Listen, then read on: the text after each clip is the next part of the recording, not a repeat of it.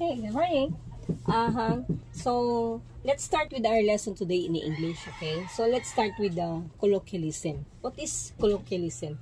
Colloquialism, as defined, is like the slang. Is informal language. Okay, the only difference is that colloquial is considered part of the standard. It may add humor and color to your language. Yung sabihin natin, minsan, sa mga pananalita natin, di ba? Minsan, halimbawa, there is someone who called and then we're going to answer. I'll get back to you. When you say get back, I'll get back. Sabihin natin, babalikan kita. Di ba? Yung ganun. And then, let's say, halimbawa naman, meron tayo, halimbawa, di ba minsan may narinig tayong, I just get carried away. Get carried away, ibig sabihin, nadala lang ako. Yun yung sinasabi nating mga colloquial terms. And then, we heard something like freak out. Freak out means, alam mo yan, parang nagalit, nagwala, di ba? If you stop feeling angry or upset you, that means you freak out, no? And then, when we say, diba sabi nga natin, minsan pag may nagagalit, sabi natin, calm down, yan. When we say calm down, kalma, yan yung mga colloquial term. If you stop feeling angry or you upset you, that means calm down, okay?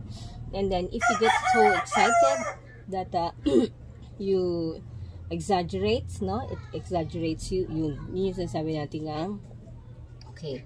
So, and then, so with this, tingnan natin to. Number one, we have here, I ain't interested in joining. Okay, so from here, maybe we just have to underline, no? Which are the colloquial words that we can find here. Okay, so here are the following sets of sentences that contains colloquialism. Okay, let us circle, no? Circle every colloquial word or expression that we can find. Okay, let's here with number one. I ain't interested in joining. O, diba? When we say ain't, no? This is the colloquial term here. What do we mean when we say ain't? Ain't, pag inano natin yan, pag pinaghiwalay natin, that is I am not. Okay? Yan. I am not interested in joining. But in colloquial or in, let's say, short word, huh? Or informal language, that is I ain't. Yeah? I ain't.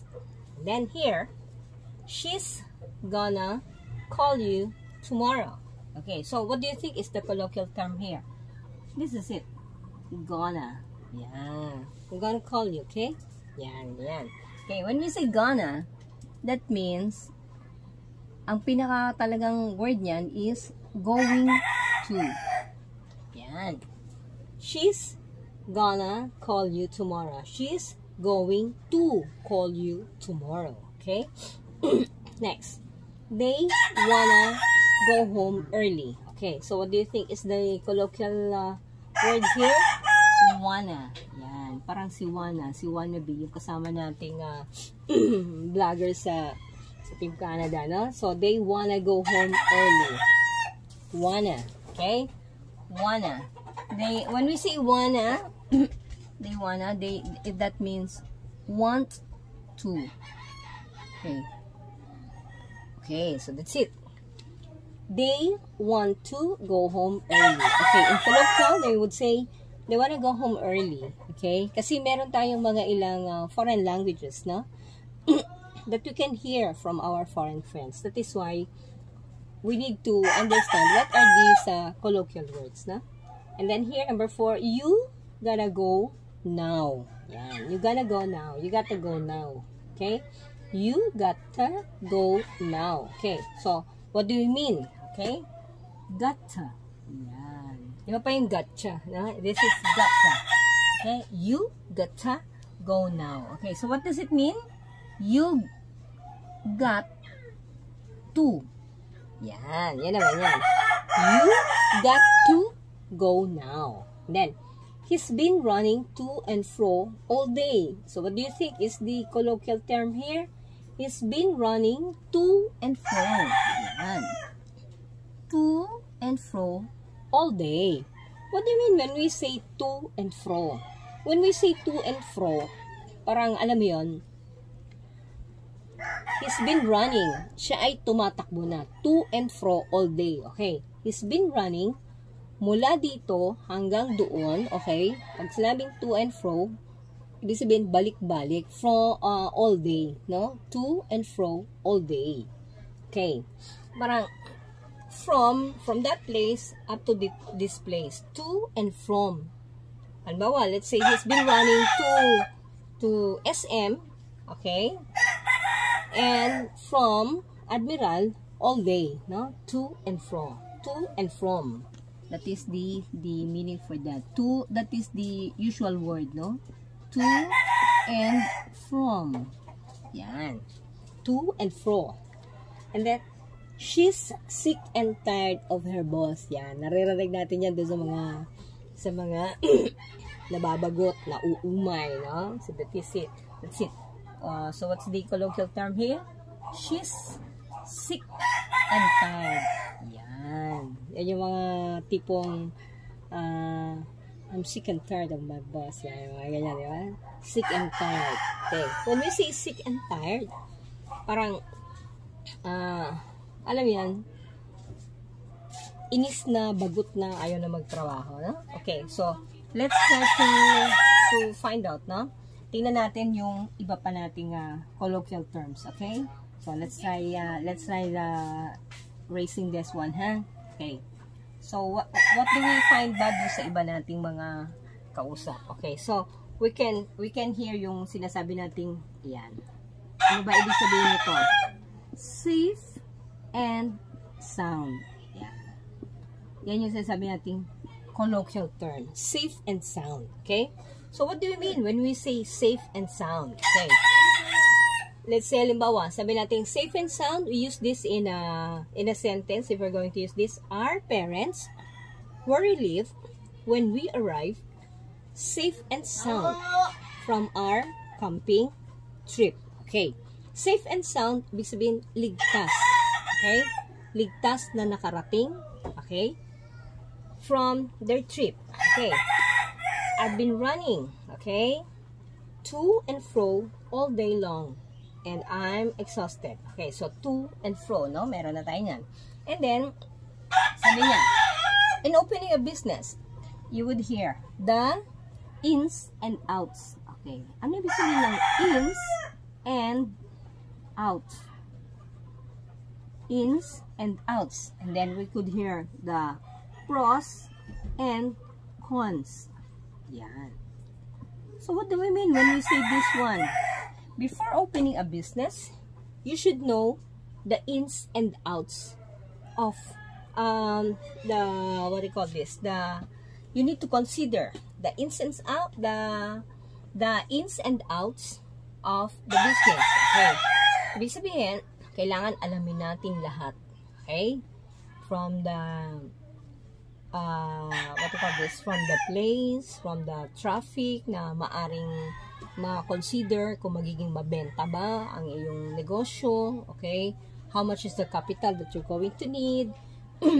And then how are you going to market your business, no? And if ever, how much would be the sale? Let's say sale per day or sale per month, no? For you to be able to see if it is profitable, if it is earning, no? Okay, so that means ins and outs. Okay, now here, pros and cons. What do you mean when we say pros and cons? When we say pros and cons, that means the possibility, no? Okay, so that if we're going to use this in a sentence, you will say, you need to consider the pros and cons before you make a decision. Ibig sabihin, we need to weigh down. We need to see what is the pros and cons. We need to pag-aralan natin what are the negative effects, what could be the positive effects. Okay, so that means pros and cons, positive and negative effects of a decision. Okay, and then let's say sabihin natin itong prim and proper, or with others ang sabi nila is prime and proper. Okay, ano bang ibig sabihin nito?